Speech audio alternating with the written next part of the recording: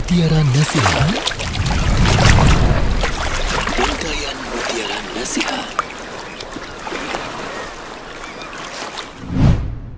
Alhamdulillah, wassalatu wassalamu ala rasulillah, nabiyina Muhammadin wa ala alihi wa sahbihi wa man walah.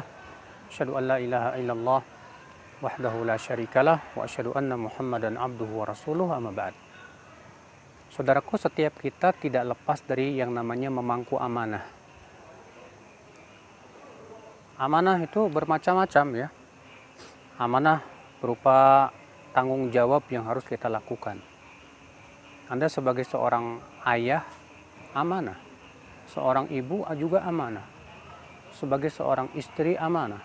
Sebagai seorang suami, amanah. Sebagai seorang yang kita ditugaskan untuk memangku jabatan ya, sebagai ketua DKM misalnya, ataupun sekretaris atau bendahara.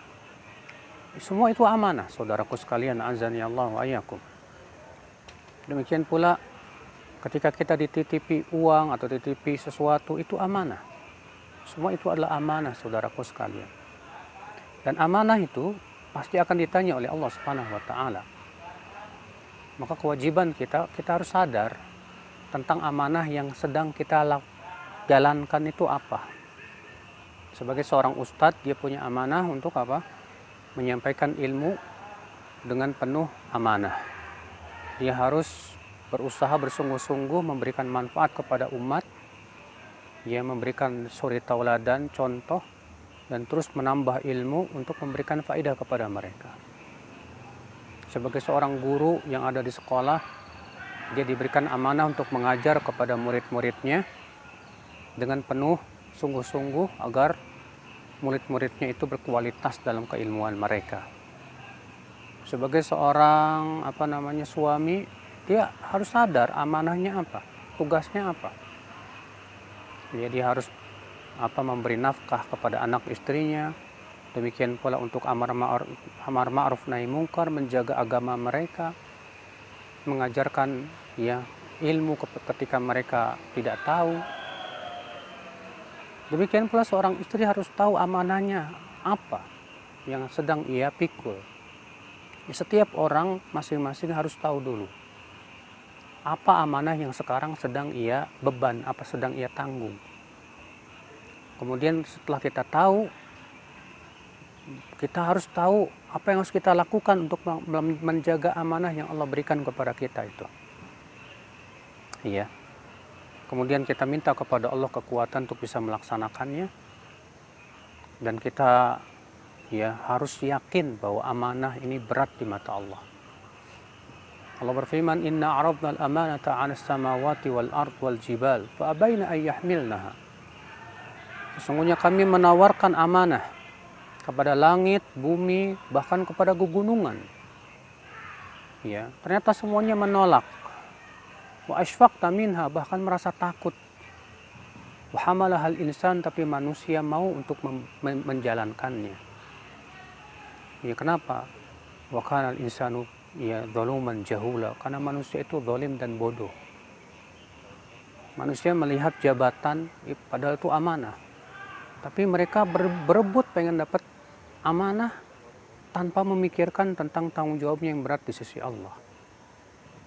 Ya, orang yang takut kepada Allah, orang yang beriman kepada kehidupan akhirat, ketika ia melihat jabatan, ia akan melihat itu amanah yang berat.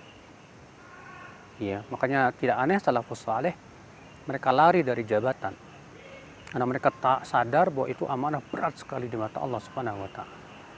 Sementara kita karena kurangnya keimanan, kita malah berebut untuk mendapatkan jabatan, ya, sementara kita ternyata tidak bisa melaksanakan amanah dengan sebaik-baiknya. Maka sadarlah saudaraku, bahwa kalau amanah itu tidak kita jalankan, adabnya keras di sisi Allah. Ya. Sebutkan dalam hadis bahwasanya Rasulullah SAW beliau bersabda, "Yatwillahu as-samawat biyamini." Allah nanti akan menggenggam langit dengan tangan kanannya.